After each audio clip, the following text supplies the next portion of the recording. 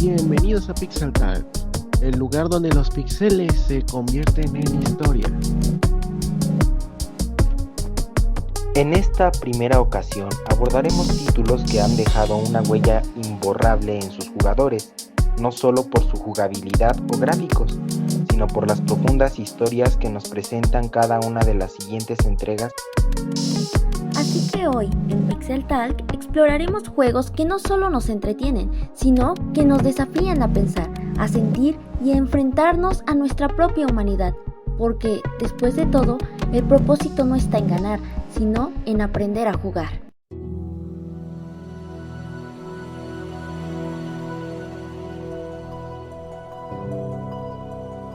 Bienvenidos al primer episodio de Pixel Talk. Hoy vamos a sumergirnos en el fascinante mundo de Hollow Knight. Soy Edgar y estoy aquí con mi coanfitrión Eric. ¿Cómo estás, Eric? Hola Edgar, estoy muy emocionado por el tema de hoy.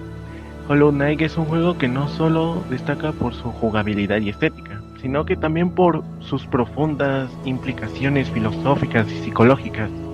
Exactamente. Para empezar, hablaremos de la psicología detrás del juego.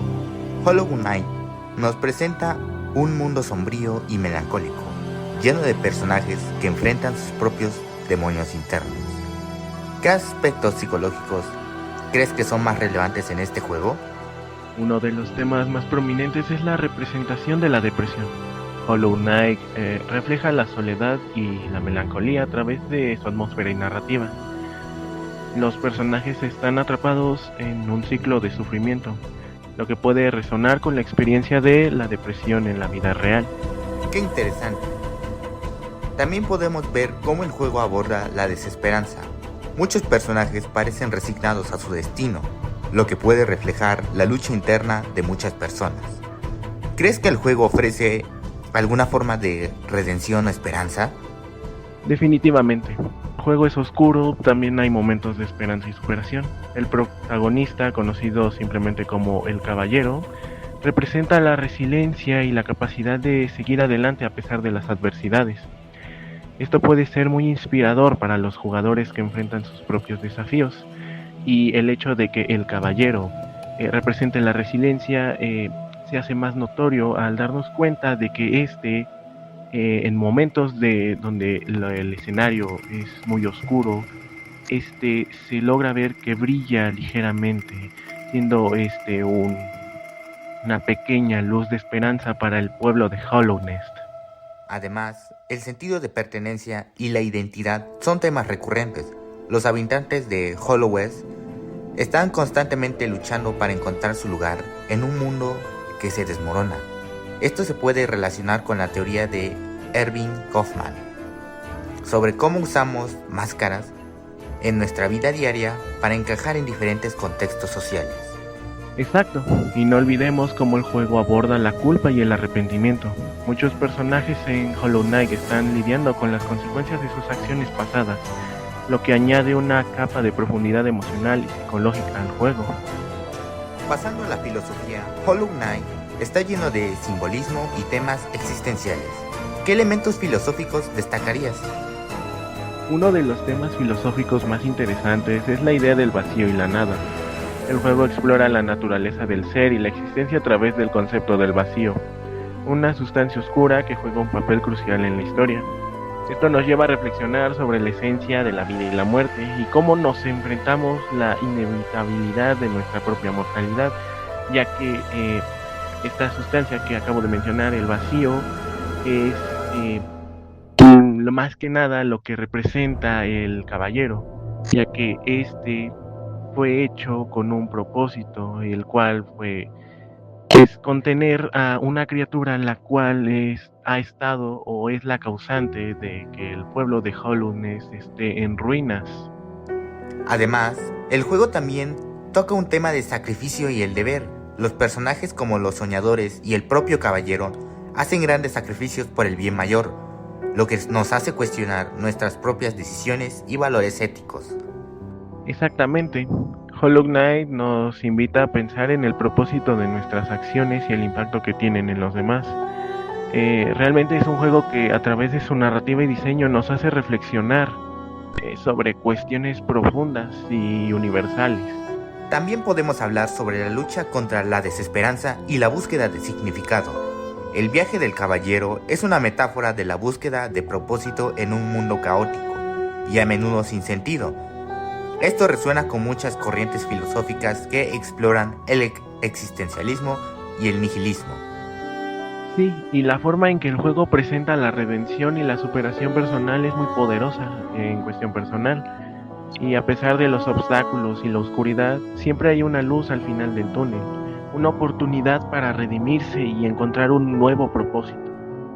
De hecho, me gustaría contar un poco de la historia del videojuego, un pequeño resumen, ya que me resulta muy importante para comprender todos estos puntos que ya mencionamos. Al inicio del juego se nos presenta al caballero, una especie de escarabajo pequeño que se encuentra en las afueras de Hollow Nest. En un principio nos preguntamos, ¿qué estamos haciendo en un pueblo en ruinas? Pero a medida que pasa el tiempo y si somos lo suficientemente atentos a los detalles del juego, poco a poco vamos armando un rompecabezas de la razón por la cual Hollow Nest está hecho un caos.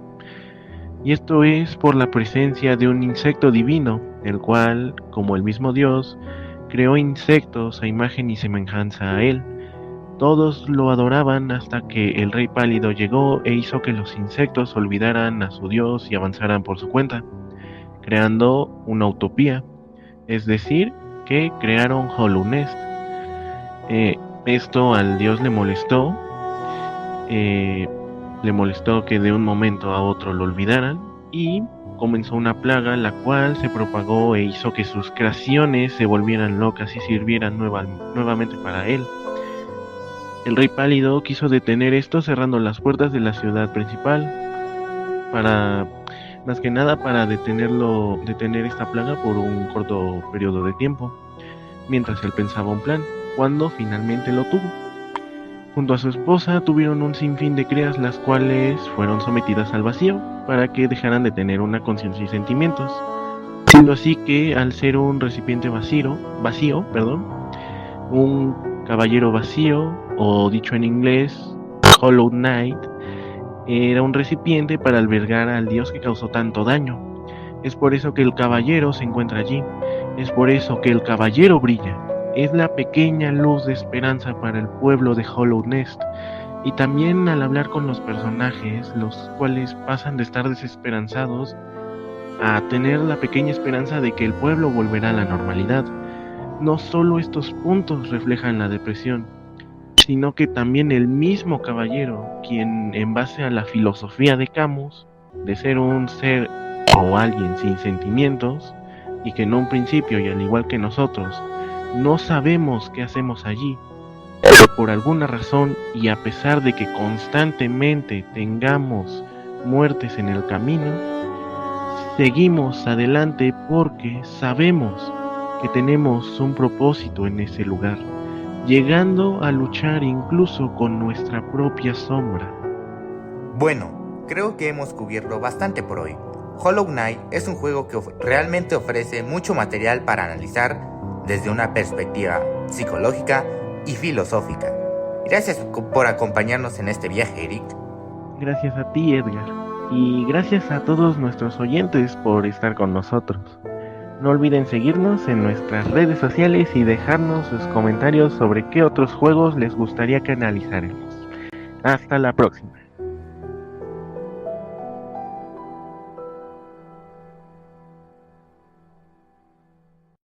Bienvenidos a un nuevo capítulo de Pixel Talk. En este capítulo les hablaremos un poco sobre el juego Left 4 Dead, un juego muy interesante, por cierto, donde tendremos un invitado acompañándonos. Oye, estaba pensando en lo que significa realmente jugar Left 4 Dead. Más allá de solo matar zombies, hay algo más profundo, ¿no crees? Definitivamente, la forma en la que se presenta la lucha por la supervivencia plantea preguntas sobre la naturaleza humana.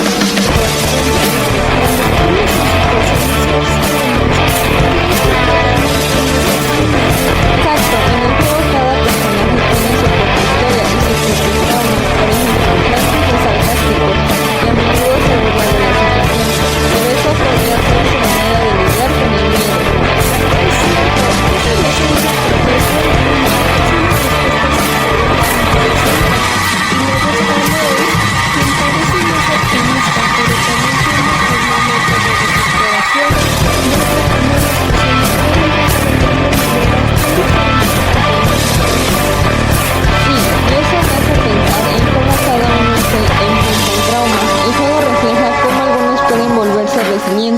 las que otros pueden rendirse o incluso traicionar a sus compañeros.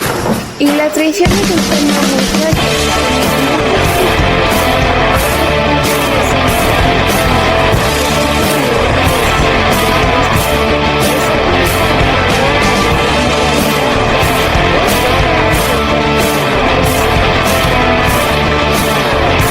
Me encanta esta idea, la moralidad de las relaciones extremas es fascinante. Hay un dilema constante entre el bien del grupo y la supervivencia individual. ¿Es justificable dejar atrás a alguien si eso significa salvar por ti mismo? Y también está el aspecto del sacrificio. Dispuestos a arriesgarse por sus compañeros, lo que muestra un fuerte sentido de comunicación en medio del caos. Eso nos recuerda que los vínculos humanos son fundamentales para nuestra supervivencia emocional. Exacto, la interdependencia es clave. En el juego, si no trabajas en equipo, es probable que todos fallen. Esa necesidad de colaborar resuena con la filosofía existencialista. Estamos solos en este mundo caótico, pero nuestras conexiones nos dan sentido. Así es, y también hay la crítica social que impacta en la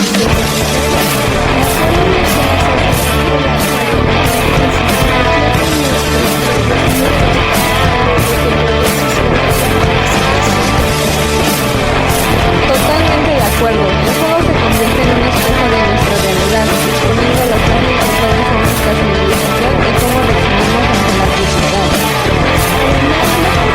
reaccionamos ante la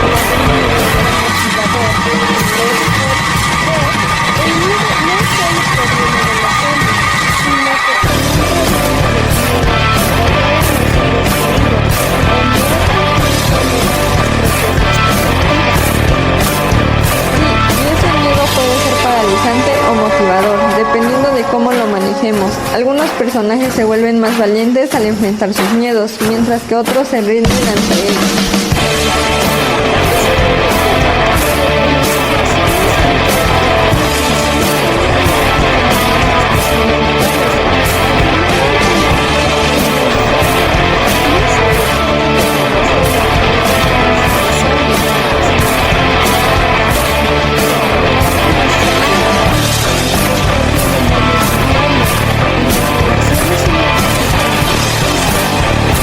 Además, es un juego que recomiendo demasiado jugar. Es entretenido y tiene una historia muy profunda de la cual hay mucho que hablar, pero eso lo trataremos en un próximo capítulo. Exacto. Espero que hayan disfrutado de esta charla al igual que nosotras. Bienvenidos a la sección más aterradora del podcast. Yo soy Edgar y hoy vamos a hablar de un título que a primera vista parece un simple juego de terror, pero que es mucho más que eso: Dead Space.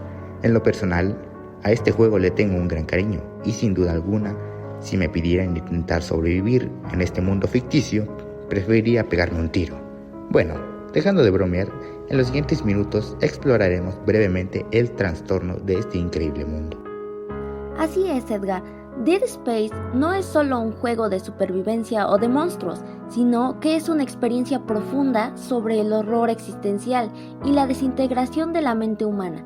En este episodio vamos a explorar cómo este juego nos invita a reflexionar sobre lo que ocurre cuando todo lo que conocemos y amamos es consumido por fuerzas que no podemos controlar ni comprender, y aún más, cómo esos elementos de horror nos enfrentan a nuestra propia fragilidad psicológica.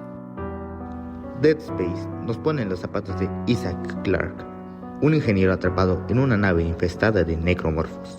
Pero lo que realmente se convierte en el enemigo de Isaac no son solo esas criaturas, sino algo mucho más insidioso. La lucha interna que él mismo enfrenta a medida que avanza el juego, vemos cómo su cordura se desintegra lentamente. Y aquí es donde el juego nos invita a reflexionar desde una perspectiva psicológica. ¿Qué sucede cuando nuestra mente comienza a romperse? Eso es lo que es tan fascinante, Edgar. Desde una visión psicológica, Isaac está claramente sufriendo trastorno de estrés postraumático. Después de la pérdida de su novia, Nicole, y el horror al que se enfrenta en la nave, su psique comienza a desmoronarse. Lo que es real y lo que es producto de su mente se vuelve cada vez más difuso. ¿Hasta qué punto podemos confiar en lo que vemos, en lo que experimentamos? Aquí el juego juega con nosotros, con la idea de que la propia mente de Isaac se convierte en una prisión. Totalmente. La sensación de no saber qué es real y qué no lo es se hace cada vez más palpable. Y en ese sentido, Dead Space no solo nos da miedo por los monstruos que aparecen, sino por la forma en la que la mente humana se puede desintegrar bajo presión extrema. Y aquí entra una de las grandes preguntas del juego. ¿Qué ocurre cuando todo lo que conocemos se disuelve ante algo que no podemos controlar ni entender? Es cierto, y es aquí donde entramos en terreno filosófico. La propuesta de Dead Space tiene mucho de lo que podríamos llamar horror Lovecraftiano. El concepto de lo desconocido, de lo incomprensible, es algo abrumador. En este juego, las fuerzas que acechan a Isaac y a la humanidad en general son mucho más grandes que ellos, y es esa la magnitud, esa sensación de insignificancia humana frente a un universo que no solo es vasto, sino que es aterrador, lo que realmente nos impacta. El horror de lo desconocido, esa sensación de pequeñez que se apodera de nosotros cuando nos enfrentamos a algo que está más allá de nuestra comprensión, es el núcleo de muchas de las historias más inquietantes. En Dead Space, esto no es solo una atmósfera, sino una constante presión psicológica que va destruyendo a los personajes poco a poco. Y es algo que los jugadores, al igual que Isaac, deben experimentar. La humanidad, en este contexto, parece tan frágil, casi irrelevante, frente a las fuerzas cósmicas. Y esto se ve amplificado por el aislamiento extremo que sufre Isaac a lo largo del juego. No solo está rodeado de monstruos, sino que está completamente solo. Esa soledad, esa desconexión de cualquier tipo de apoyo humano, es quizás uno de los mayores catalizadores de su pérdida de cordura. ¿Cómo afecta el aislamiento a nuestra mente? ¿Cómo nos hace cuestionar la realidad? Es algo que no solo sucede en Dead Space, sino que se ha estudiado ampliamente en psicología. El aislamiento es uno de los factores más destructivos para la mente humana. En situaciones extremas como las que vive Isaac, la falta de interacción social, la constante amenaza de muerte y la presión emocional provocan una ruptura en la percepción de la realidad. En el caso de Isaac, sus alucinaciones pueden verse como la manifestación de su desesperación y la confusión entre lo que está sucediendo y lo que su mente está creando para lidiar con el dolor y el miedo. Y esto nos lleva a una interesante reflexión sobre si Isaac puede considerarse un héroe trágico, porque aunque está luchando para sobrevivir, para salvar a la nave y a la humanidad, su caída hacia la locura parece inevitable. A medida que avanza el juego, la sensación de que está condenado a perder aumenta. Todo lo que hace, por más heroico que sea, solo lo lleva más y más cerca de su propia destrucción. Su lucha es, en muchos sentidos, fútil. Es una de las características más poderosas de los héroes trágicos, ¿no? La lucha constante contra un destino que no pueden evitar, contra fuerzas más grandes que ellos mismos. Isaac es un reflejo de esta tragedia. A pesar de sus esfuerzos, él es una víctima tanto del terror externo como del terror interno. Y como pasa con muchos héroes trágicos, su sacrificio, aunque doloroso, no siempre lleva a una resolución positiva. Pero al mismo tiempo, su historia también resalta la fortaleza humana para enfrentar lo impensable. Eso lo convierte en un personaje realmente complejo. No es simplemente un sobreviviente. Isaac es un hombre que está perdiendo su humanidad, pero aún se niega a rendirse, y esa lucha, por más trágica que sea, es lo que realmente nos hace conectar con él. Y es precisamente esa ambigüedad, esa mezcla de desesperanza y valentía, lo que le da a Dead Space una profundidad única. El juego no solo nos presenta el miedo físico de enfrentarnos a monstruos, sino el miedo psicológico de enfrentarnos a nuestra propia fragilidad. La mente humana, cuando se ve acosada por lo incontrolable, puede volverse tan aterradora como cualquier criatura. Al final, Dead Space nos deja con preguntas más que respuestas. nos enfrenta a lo desconocido, pero también nos enfrenta a nosotros mismos. ¿Qué hacemos cuando nos enfrentamos a la oscuridad total? ¿Nos dejamos consumir por ella como a Isaac? ¿O encontramos una forma de resistir, aunque al final no haya una verdadera salvación? Y con esa reflexión cerramos este episodio de Narrativas en Juegos. Gracias por acompañarnos en el análisis psicológico y filosófico de Dead Space. Nos encantaría saber qué piensan ustedes sobre el viaje de Isaac y la manera en que el juego explora la desintegración de la mente humana. Nos vemos en la siguiente sección, donde seguiremos explorando las narrativas de los videojuegos. Hasta la próxima. Estoy emocionado de hablar sobre este videojuego. Y como ya todos sabemos que Batman tiene una dualidad como personaje en este juego, ¿qué piensas sobre esta dualidad? Creo que la dualidad de Batman es una representación de la lucha interna que todos enfrentamos.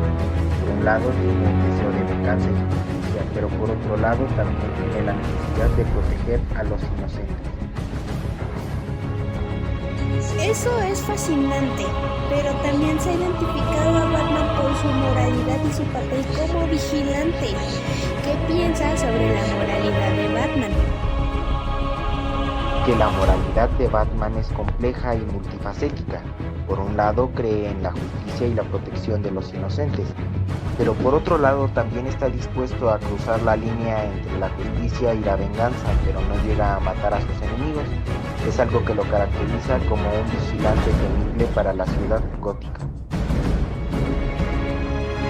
Eso nos lleva a que en el juego se pueden observar una relación de héroe a villano entre Batman y el Joker, y es uno de los temas centrales del videojuego. Pero, ¿qué piensas sobre esta relación? Es muy interesante, ya que también sabemos que el juego de Batman Arkham tiene un peso en la sociedad. ¿Qué piensas sobre la crítica social del videojuego? El juego de Batman Arkham nos ofrece una crítica social a la sociedad contemporánea. Esto se puede analizar desde una perspectiva de la teoría crítica de la sociedad de Herbert Marcuse, que propone que la sociedad contemporánea está caracterizada por la represión y la aislación. Ya para finalizar, ¿qué darías a los fans del videojuego de Batman Arkham que quieren explorar más a fondo la psicología y la filosofía detrás de la película? Creo que lo más importante es leer y explorar la teoría psicológica y filosófica detrás de la serie. También creo que es importante analizar la relación entre Batman y el Joker y cómo se refleja esta relación con la sociedad contemporánea. Muchas gracias por estar aquí con nosotros. Esto ha sido todo. Esperamos que les haya gustado disfrutar de esta exploración sobre la saga de Batman Arkham y nos vemos en el otro capítulo de Pixel Talk, donde los píxeles se convierten en historias.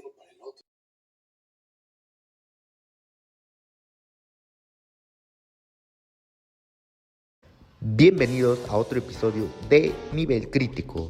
Hoy tenemos a Melissa, una experta invitada en RPGs, para hablar sobre uno de los títulos más aclamados de Atlus.